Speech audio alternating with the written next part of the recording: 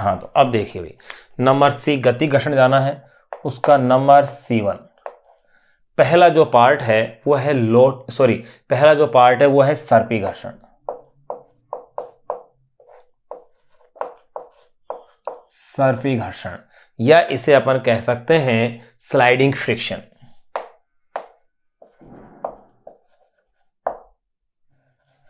Sliding friction, सर्पी घर्षण यानी जब यो कह सकते हैं जब एक वस्तु किसी अन्य वस्तु पर फिसलती है। जब एक वस्तु किसी दूसरी वस्तु पर फिसलती है, जैसे मान लो संदूक है, कोई बक्सा है, उसे अपन किसी सरफेस के ऊपर उसे खींच के लेके आ रहे हैं, तो अब जो घर्षण होगा वो कैसा घर्षण होगा? सर्पी घर्षण होगा। तो आप यूं कह सकते हैं, सिंपल इसको डिफाइन कर सकते हैं कि सर्पी घर्षण है क्या? जब एक वस्तु किसी अन्य वस्तु पर फिसलती है, जब एक वस्तु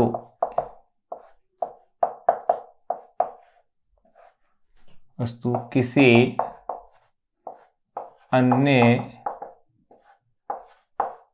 वस्तु पर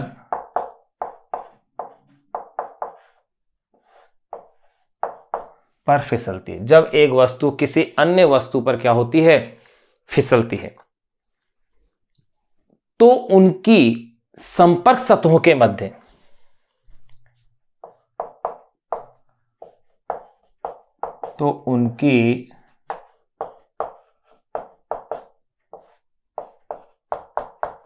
संपर्क सतहों, जब एक वस्तु किसी अन्य वस्तु पर फिसलती है तो उनकी संपर्क सतहों के मध्य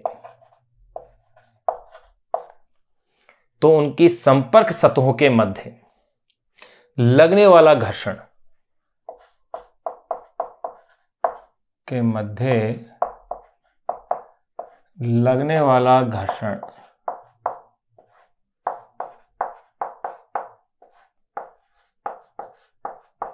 सर्पी घर्षण कहलाता है।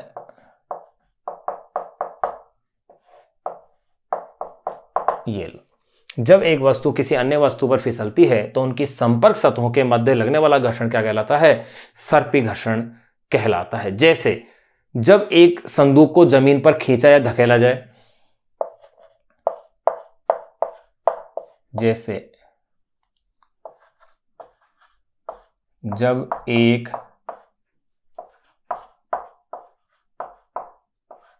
संदूक को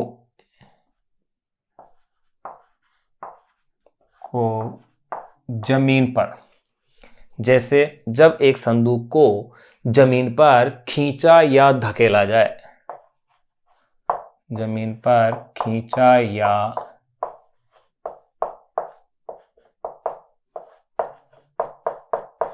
धकेला जाए।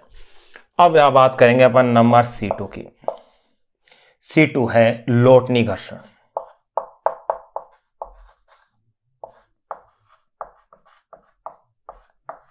यानी कि रोलिंग फ्रिक्शन।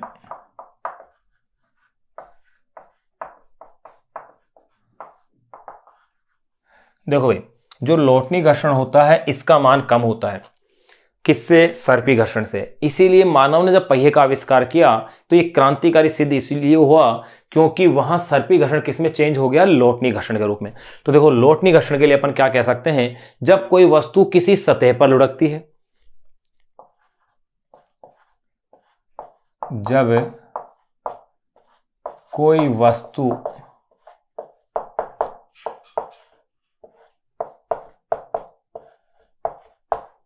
किसी सतह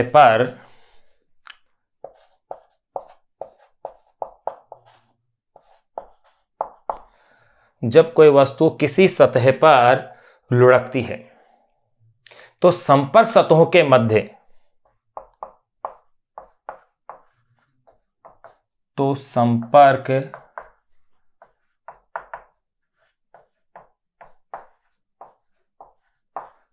के मध्य लगने वाले घर्षण को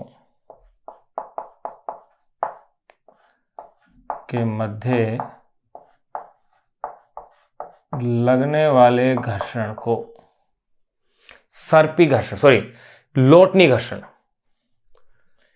को को लोटनी घर्षण कहते हैं। ये लो, इसको भी अपने डिफाइन कर दिया कि जब कोई वस्तु किसी सतह पर लुढ़कती है तो संपर्क सतहों के मध्य लगने वाले घर्षणों क्या कहते हैं अपन? लोटनी घर्षण कहते हैं। एक सिंपल सी अपन ने डेफिनेशन दे दी है, जैसे पहिए का सड़क पर लुढ़कना, जैसे पहिए का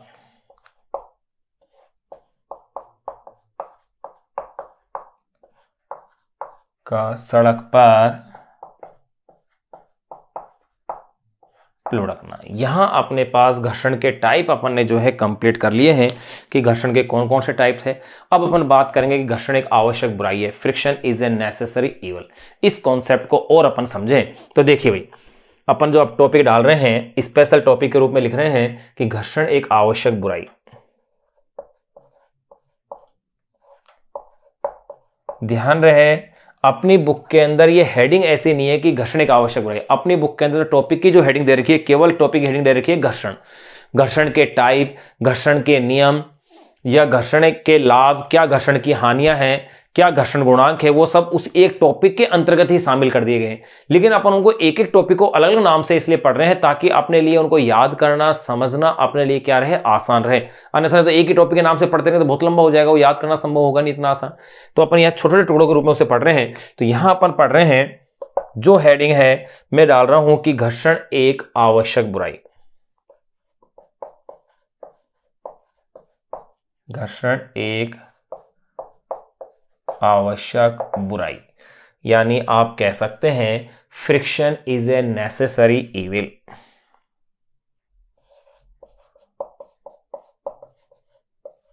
friction is a necessary evil, is a necessary evil. घर्षण एक आवश्यक क्या है? बुराई है। इस कॉन्सेप्ट को जान रहे हैं। अब देखिए भाई, घर्षण एक आवश्यक बुराई है तो क्यों आवश्यक बुराई है? क्योंकि मैं ये कह सकता हूं कि घर्षण अनैच्छिक है, परंतु घर्षण के बिना जीवन भी संभव नहीं है, ये इसका मतलब है। तो आप कह सकते हो इसका मतलब हुआ घर्षण अनैच्छिक है।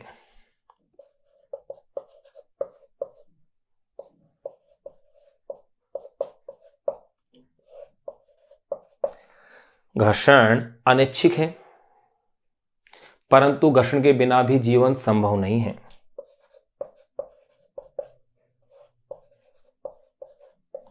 परंतु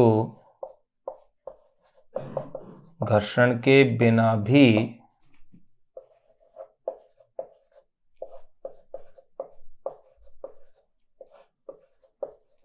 जीवन संभव नहीं है, ये भी अपन को ध्यान रखना है। अब घर्षण एक आवश्यक बुराई है, घर्षण के बिना जीवन संभव नहीं है, इसका मतलब अब अपन बातें करेंगे घर्षण के क्या तो लाभ हैं और क्या घर्षण की क्या है हानियां हैं। तो पहले अपन चर्चा करेंगे सबसे पहले कि घर्षण से क्या क्या हानियां हैं, उनकी अपन बातें करेंगे सबसे पहले।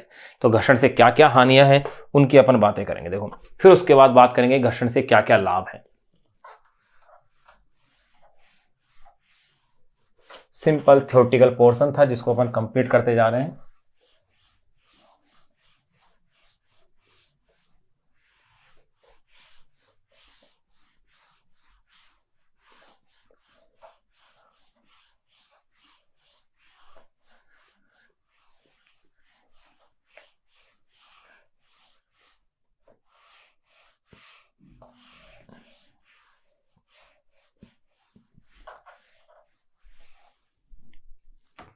देखिए, तो सबसे पहले अपन बात करेंगे घर्षण से हानियां।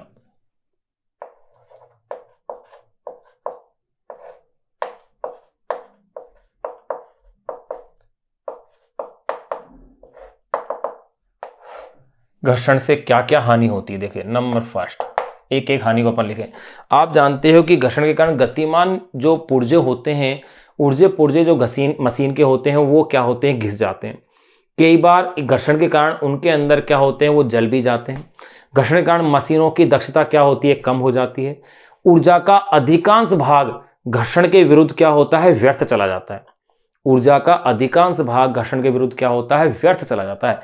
ये घर्षण से कुछ हानियां हैं, उसमें देखो नंबर फर्स्ट, पहली हानि की अगर मैं बात करूं, या इनको एबीसी करके भी लिख सकते हैं। नंबर फर्स्ट, पहली हानि में इसकी लिख सकता हूं कि गतिमान वस्तु की ऊर्जा की काफी मात्रा उष्मा के रूप में क्या होती है, व्यर्थ चली जाती है।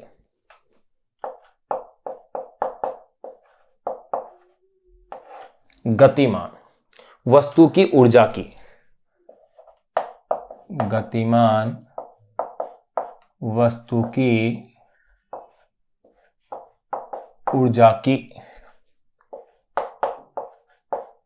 काफी मात्रा, बहुत बड़ा अमाउंट, गतिमान वस्तु की ऊर्जा की काफी मात्रा, ऊर्जा की काफी मात्रा उष्मा के रूप में, काफी मात्रा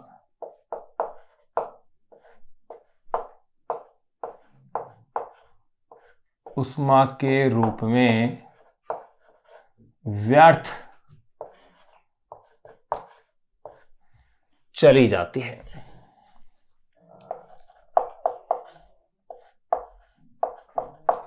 गतिमान वस्तु की ऊर्जा की काफी मात्रा उष्मा के रूप में क्या होती है, व्यर्थ चली जाती है।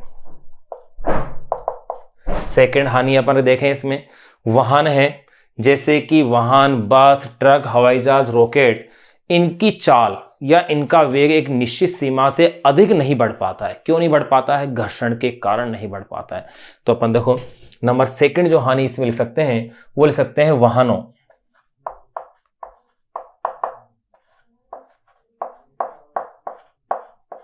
जैसे बसों,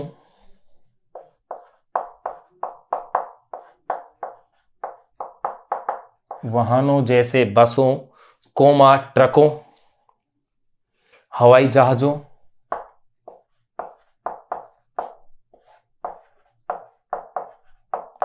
हवाई जहाजों,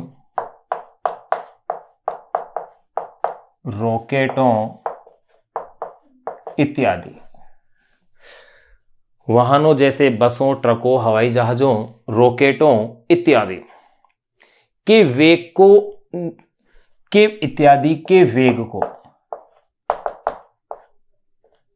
इत्यादि के वेग को, रॉकेटों इत्यादि के वेग को निश्चित सीमा से आगे नहीं बढ़ने देता है। इत्यादि के वेग को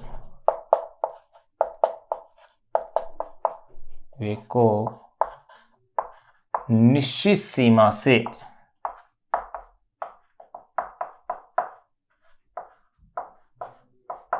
आगे नहीं बढ़ने देता है।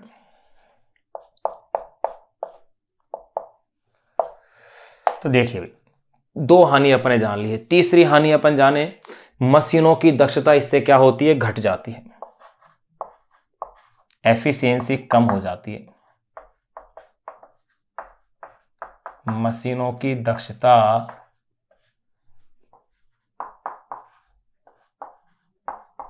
घट जाती है।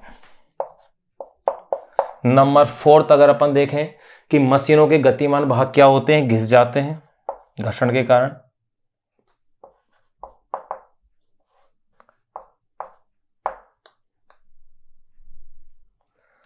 मशीनों के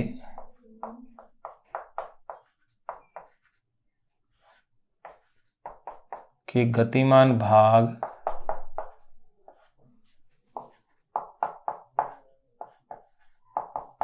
घिस जाते हैं।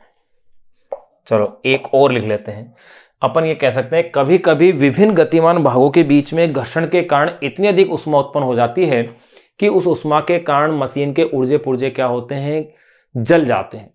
तो अपन ये भी लिख दें कि नंबर फिफ्थ के अंदर यूं अपन कह सकते हैं कभी कभी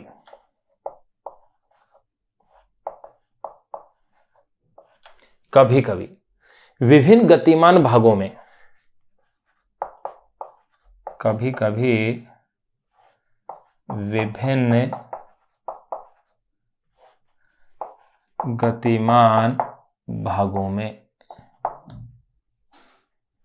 कभी कभी विभिन्न गतिमान भागों में घर्षण के कारण भागों में घर्षण के कारण मशीनें जल जाती हैं।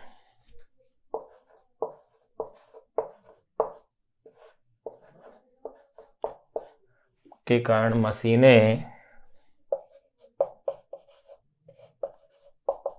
जल जाती हैं। तो देखो, ये अपन ने घर्षण से होने वाली हानियों की अपन ने बातें कर ली। अब अपन बातें करेंगे घर्षण के क्या लाभ हैं। अब अपन बातें इसमें करेंगे घर्षण से क्या लाभ है, क्योंकि मैंने अभी भी क्या कहा कि घर्षण एक आवश्यक बुराई है। इस कॉन्सेप्ट को अगर क्वेश्चन दिया जाए एक सिंपल सा 11वीं क्लास के हिसाब से कि स्पष्ट कीजिए कि घर्षण एक आवश्यक बुराई है, तो आपको उसमें क्या जवाब देना है कि ये अनैच्छिक प्रक्रिया है लेकिन जीवन के लिए अनिवार्य है। इसके लाभ और हानि दोनों हैं, तो लाभ ये है और हानि ये है। ये अपन को लाभ और हानि उसके क्या करने हैं, व्यक्त करने होंगे। तो देखिए, यहाँ अपन ने ये जान लिया है कि घर्षण से क्या क्या हानियां हैं। अब अपन बातें कर लें घर्षण से क्या लाभ है। देखो, घर्षण से ही चल पाना संभव है, ये अपन ने देख लिया था। अगर घर्षण नहीं होगा तो किसी सतह पर चलना संभव नहीं है। घर्षण के कारण ही ब्रेक लगाए जाने पर वाहन क्या होते, रुक जाते हैं। अगर घर्षण बल नहीं होता तो वाहनों का रुकना संभव नहीं था, या यूं कह सकते हैं कि ब्रेक लगाते ही वाहन क्या होते हैं, स्लिप होते हैं। तो घर्षण के कारण ही वाहन क्या होते हैं, रुक जाते हैं। तो अब अपन बातें कर रहे हैं, ये तो अपन ने लिख लिया था घर्षण से होने वाली हानियां। अब अपन लिख रहे हैं घर्षण के लाभ।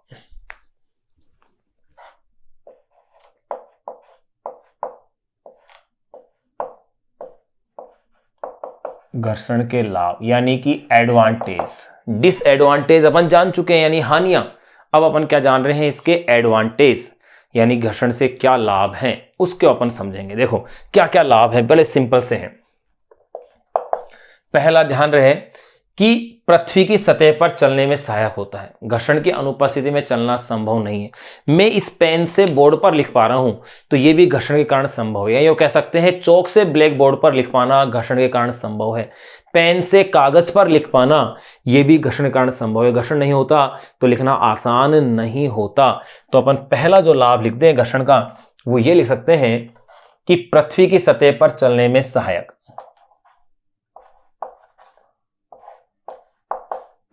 पृथ्वी की सतह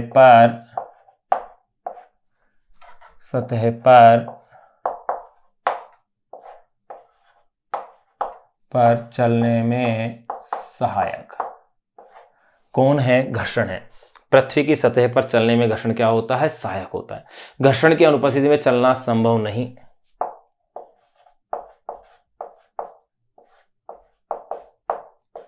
घर्षण की अनुपस्थिति में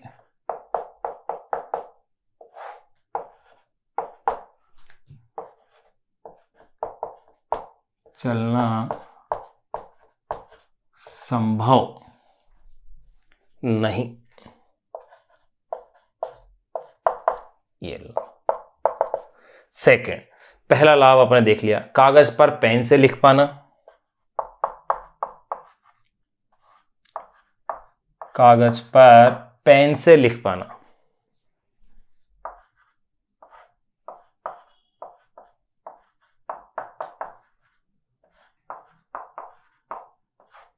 या मैं यूं कह दूं कि चौक से ब्लैक बोर्ड पर लिख पाना।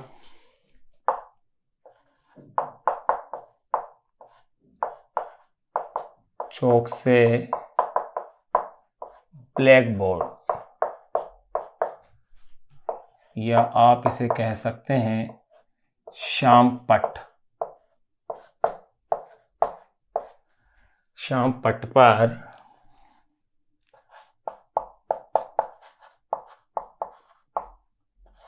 लिख पाना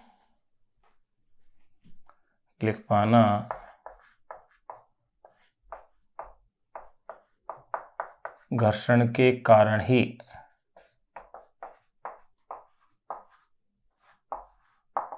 संभव है। नंबर थर्ड, अब अपन तीसरे लाभ की बात करें। जैसे मान लो कोई पहिया घूम रहा है, उस पहिए के ऊपर कोई बेल्ट लगी हुई है। कह सकते हैं कि घूमता हुआ पहिए के ऊपर जो कोई अपने पास, यूं कह सकते हैं अपन उसे कोई पट्टा लगा हुआ है, तो वो पट्टा पहिए के ऊपर घर्षण के कारण ही रुका हुआ है। अगर घर्षण बल समाप्त हो जाए तो पट्टा उससे क्या होगा, हट जाएगा। तो मैं जो थर्ड जो लाभ कह सकता हूं इससे घर्षण से, वो ये कह सकता हूं घूमता हुआ पट्टा। या घूमता हुआ पहिया कह दो, घूमता हुआ पट्टा,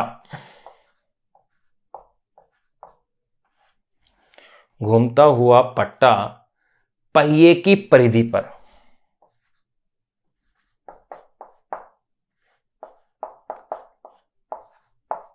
पहिए की परिधि पर, घूमता हुआ पट्टा पहिए की परिधि पर घर्षण के कारण बना रहता है,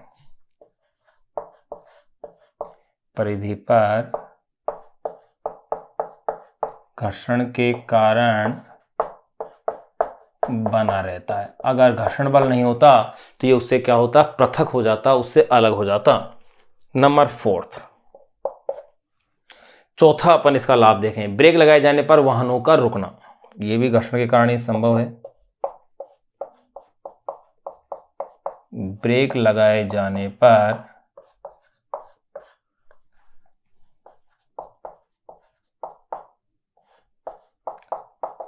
वाहनों का रुकना, क्योंकि घर्षण नहीं होता तो वाहनों का रुकना संभव था नहीं, या फिर उनके स्लिप होने की क्या रहती संभावना। तो यहां अपन ने ये चीजें जान ली है कि घर्षण के क्या तो लाभ थे और घर्षण के क्या अपने पास क्या है, हानियां हैं। यहां ये अपने पास चीज क्लियर हो गई। अब अपन जानेंगे घर्षण कम करने के उपाय, और साथ के साथ ही अपन समझेंगे घर्षण गुणांक को। ये टॉपिक और अपना घर्षण का बचा हुआ है, फिर अपन पढ़ेंगे इसी के अंदर, घर्षण के अंदर ही घर्षण कोण और विश्राम कोण।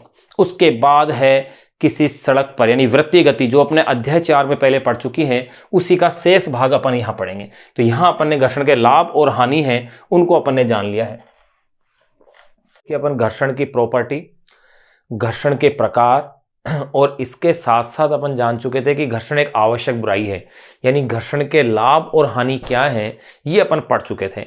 अब अपन बातें करेंगे घर्षण को कम करने के उपाय।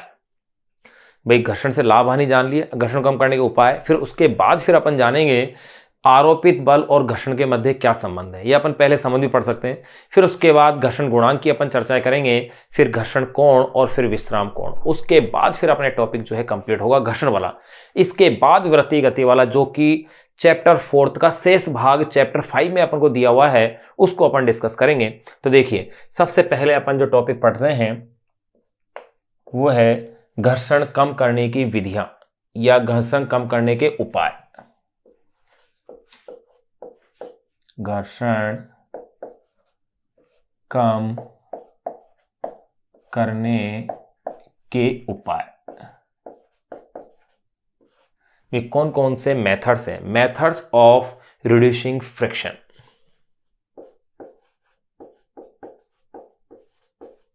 मेथड्स ऑफ रिड्यूसिंग फ्रिक्शन, कि घर्षण को अपन कैसे कम कर सकते हैं। ध्यान रखना, घर्षण को समाप्त करना संभव नहीं है, लेकिन घर्षण को कम किया जा सकता है। तो अपन कितना कम कर सकते हैं, किन किन तरीकों से उसे कम कर सकते हैं, वो अपन यहां इसमें जानेंगे। तो देखो, अगर ये पता हो कि घर्षण कैसे उत्पन्न होता है, तो देखिए घर्षण के उत्पन्न होने का कारण क्या है। जब एक सतह दूसरी सतह के संपर्क में आती है, जैसे एक सतह यह है, दूसरी सतह ये, एक दूसरे संपर्क में आती है, तो किसी भी सतह को अगर अपन माइक्रोस्कोप से भी देखें तो आप ये पाएंगे कि वो पूर्णतः चिकनी नहीं है, यानी कि कंप्लीटली स्मूथ नहीं होती है। कुछ ना कुछ उसमें उभार या कुछ क्या होते हैं, उसके अंदर गर्त होते हैं। तो एक के उभार और एक के गर्त आपस में इस तरह से ज्वाइंट हो जाते हैं। इसे बोलते हैं कोल्ड बेल्डिंग, यानी शीत बेल्डिंग हो गई। कोल्ड बेल्डिंग इस प्रकार से हो जाती है। अब जैसे ही अपन गति प्रारंभ करते हैं तो ये यहां से निकल के यहां जाएगा, यहां जाएगा, इस तरह से ये, इसकी वजह से क्या होता है, घर्षण उत्पन्न होता है। तो इसका मतलब अगर इन गड्ढों को या गर्त को या उभार को अगर अपन कंप्लीट बराबर कर देते हैं तो यहां घर्षण को कम किया जा सकता है। बस यही इसका एक तरीका है।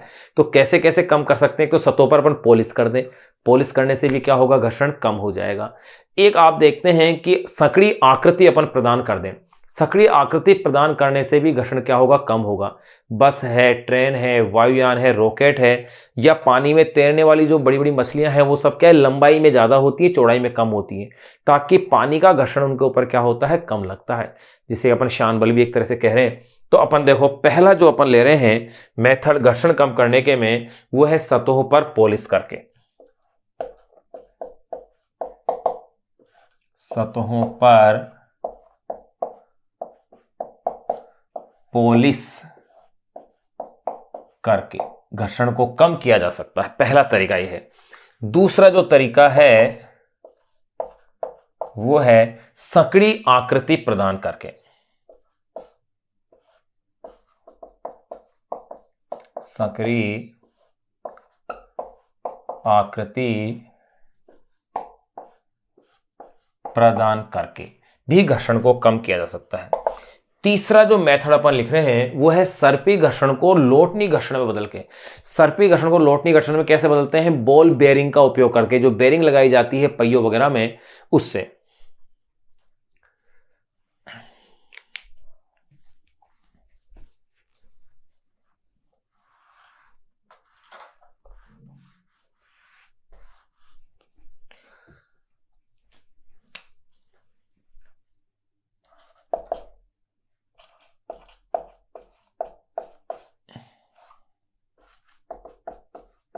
संकरी आकृति प्रदान करके। नंबर 3, तीसरा मैंने बताया कि सर्पी घर्षण को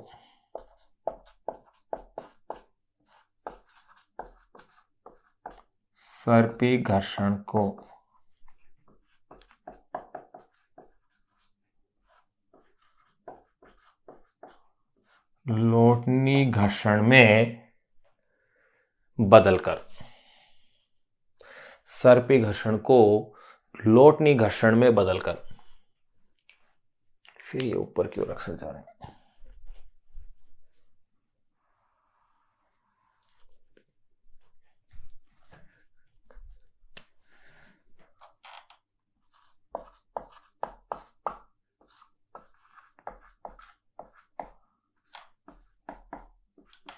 सर्पी घर्षण को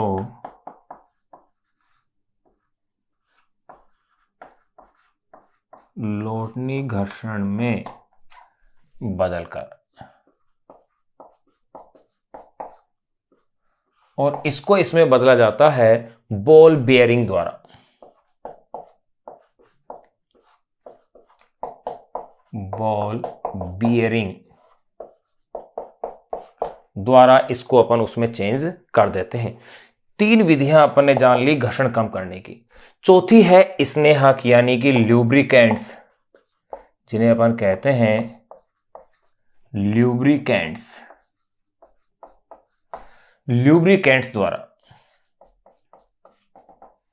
देखो, घर्षण कम करने के लिए अपन जिस चिकनाई का उपयोग करते हैं वही क्या कहलाते हैं? लुब्रिकेंट, जो कि अपन वाहनों में भी यूज करते हैं, इसके अलावा मशीनों में यूज करते हैं। जो छोटी और हल्की जो मशीनें होती हैं उनमें कम शांता वाले पतले तेलों का उपयोग किया जाता है, और भारी जो मशीनें होती हैं उनके अंदर गाढ़े तेलों का उपयोग किया जाता है, या फिर कह सकते हैं ग्रीस का उपयोग किया जाता है।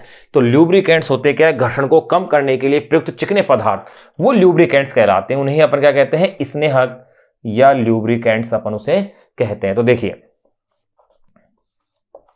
क्या कह सकते हैं आप? हल्की मशीनों में कम शांता वाले,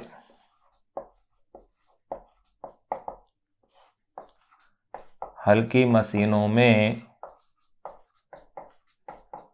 कम शांता वाले,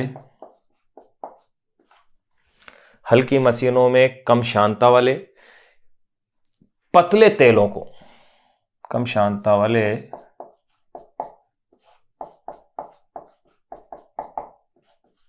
पतले तेलों को घर्षण कम करने हेतु प्रयुक्त करते हैं। पतले तेलों को घर्षण कम करने हेतु प्रयुक्त करते हैं।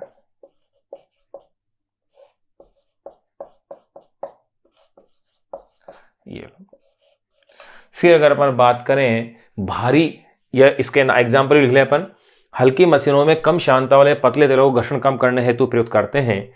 जैसे हल्की मशीनें कौन कौन सी अपन ले लें? जैसे घड़ियां हैं, सिलाई मशीन है, जैसे घड़ियां,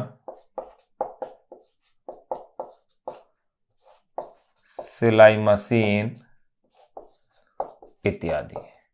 इनमें कम श्यानता वाले पतले तेलों का क्या किया जाता है, उपयोग किया जाता है। लेकिन जो भारी मशीन होगी उनके अंदर ग्रीस का उपयोग किया जाता है, या फिर कह सकते हैं भारी तेल, गाढ़े तेल का उपयोग किया जाता है। तो नेक्स्ट अपन इसमें लिख सकते हैं भारी तथा तीव्रगामी मशीनों में, भारी तथा तीव्रगामी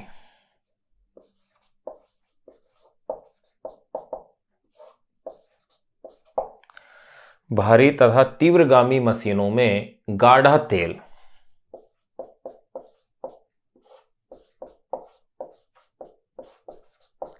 गाढ़ा तेल या ग्रीस का उपयोग किया जाता है।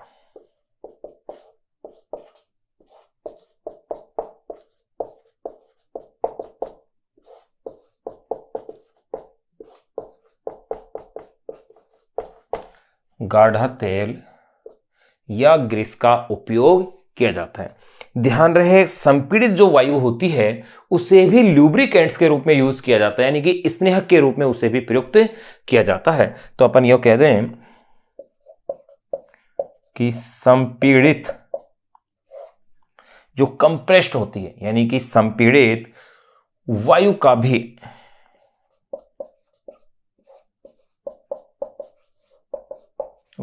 भी स्नेहक यानी कि ल्यूब्रिकेंट्स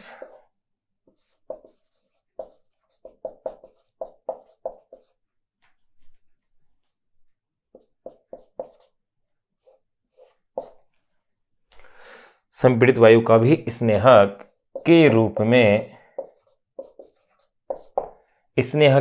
में उपयोग किया जाता है।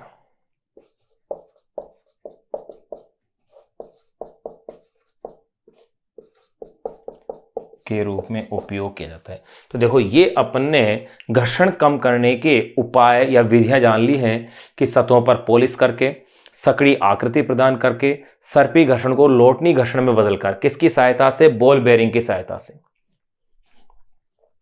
स्नेहक द्वारा भी घर्षण को कम कर सकते हैं। हल्की मशीनों में कम श्यानता वाले तेल का उपयोग किया जाएगा, जबकि भारी मशीनों में गाढ़े और अधिक श्यानता वाले तेल यानी यो कह सकते हैं ग्रीस का क्या किया जाएगा, उपयोग किया जाएगा। अब अपन एक टॉपिक जो है कि आरोपित बल और घर्षण के मध्य अगर अपन ग्राफ खींचें तो ग्राफ किस तरह से आता है उसका एनालिसिस और करते हैं, उसके बाद फिर घर्षण गुणांक की अपन बातें करेंगे।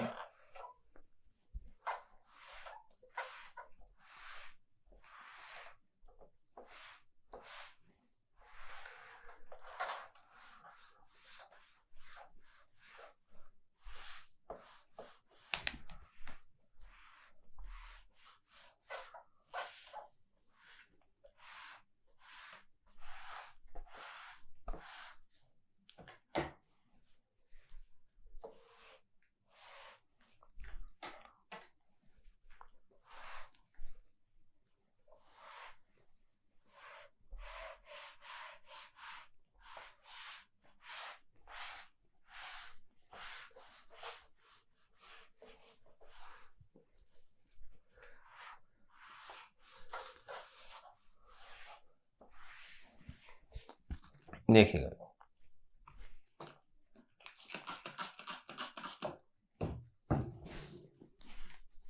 अब अपन जान लें इसके अंदर एक ग्राफ को, सिंपल सा ग्राफ, आरोपित बल के साथ घर्षण बल में परिवर्तन। आरोपित बल के साथ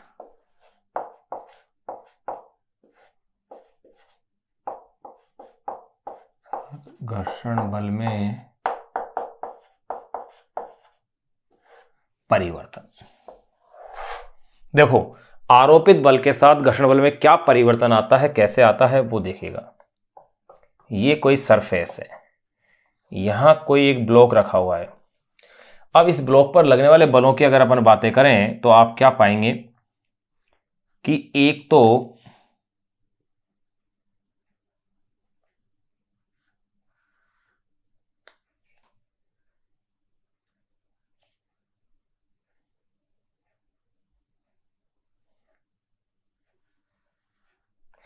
एक तो इस ब्लॉक पर जो बल लग रहा है वो है इसका भार, जिसे अपन कहेंगे mg, ऊर्ध्वाधर नीचे की ओर लगेगा, और इसका अभिलंब प्रतिक्रिया बल ये हो गया है n। अगर मैं इस ओर बल F लगाता हूं तो आप गौर कीजिएगा, यहां पर मुझे इस डायरेक्शन के अंदर स्थितिक घर्षण बल भी लगेगा। यहां अगर ये स्थिति आ रही है तो आप जानते हैं कि जैसे जैसे मैं इस बल का मान बढ़ाऊंगा, यानी कि बल जो तनाव बल के रूप में होगा इसे खींचने के लिए, इस स्थितिक घर्षण बल का मान भी क्या होगा, बढ़ता जाएगा, क्योंकि सेल्फ एडजस्टिंग फोर्स है।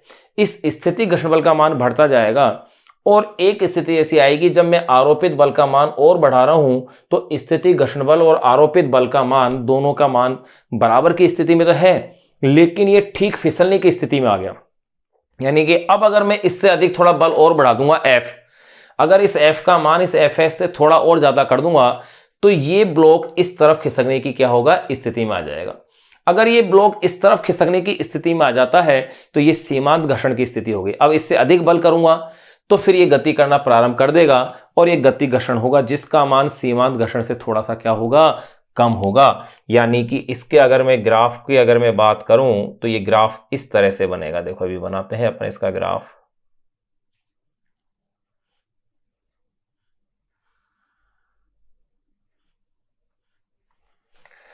देखिए अगर मैं इसके ग्राफ को अगर मैं बनाता हूं तो आप समझिएगा, यहां पर मैं एक्स अक्ष पर ले रहा हूं आरोपित बल,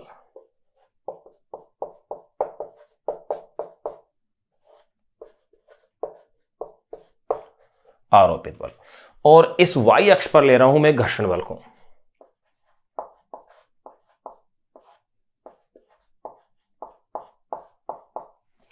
देखिएगा शुरू में मैंने जैसे ही इस बल F का मान बढ़ाया तो मैंने क्या देखा कि आरोपित बल, ये F आरोपित बल है और Fs क्या है, घर्षण बल है। इस आरोपित बल का जब मैं मान बढ़ा रहा हूं तो घर्षण बल का मान भी क्या हो रहा है, बढ़ रहा है, यानी रैखिक रूप से बढ़ रहा है, समानुपाती रूप से बढ़ रहा है। जितना मैं बल बढ़ा रहा हूं उतना ही क्या हो रहा है, घर्षण बल का मान भी बढ़ रहा है। यानी ये ग्राफ कैसे आएगा, स्ट्रेट लाइन आ रहा है। यहां तक ये जो बल है ये बल है स्थितिक बल,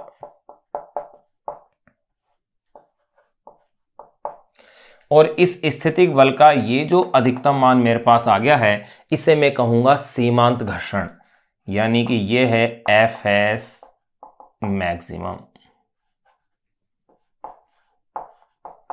इसे मैं कह सकता हूं सीमांत घर्षण। अब सीमांत घर्षण के बाद, ये अधिकतम मान के बाद, अब अगर मैं बल को बढ़ाता हूं तो ये क्या होगा, गतिक अवस्था में आ जाएगा, यानी कि अपना मैक्सिमम मान प्राप्त करने के बाद, और फिर ये बिल्कुल स्ट्रेट इस तरह से ग्राफ आएगा। यानी गति घर्षण बल का मान क्या है, नियत है।